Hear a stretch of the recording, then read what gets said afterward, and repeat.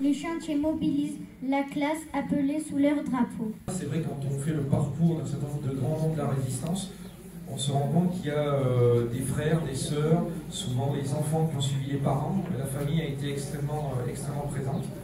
Et donc on va commencer là l'étape cantalienne où un certain nombre d'écoles et de collèges vont vous présenter donc leurs travaux. L'idée aussi des chemins de la résistance, c'est de permettre à des élèves de s'initier un petit peu au travail historique et de voir comment on travaille à partir de témoignages, de sources.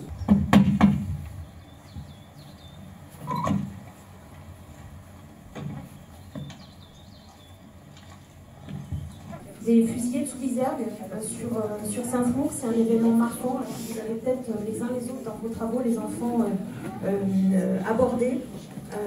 Et en suivant, en fait, là, on a les commémorations de tout un tas de faits qui se sont déroulés alors, sur la vallée de la Truyère.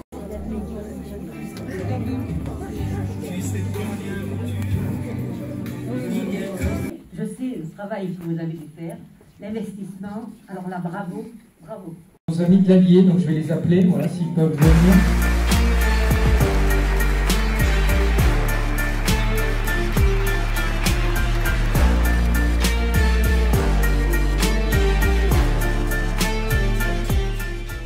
Nous sommes les élèves de l'association Mémorier du collège Jean de La Fontaine à Saint-Germain dans l'Allier. Nous travaillons sur la mémoire, la résistance et la création de nombreux événements, comme une fête médiévale qu'on a fait au collège. Nous sommes très heureux aujourd'hui d'être parmi vous et de pouvoir participer à cette magnifique manifestation. Vous verrez un film sur la résistance au sein des familles bourbonnaises. Nous nous sommes aperçus que cette résistance touchait toutes les couches sociales, les hommes, les femmes et tous les âges. Les combattants de l'ombre n'ont pas agi seuls. Derrière eux, des familles entières pour les soutenir. Certains paieront de leur vie leur engagement pour défendre un idéal.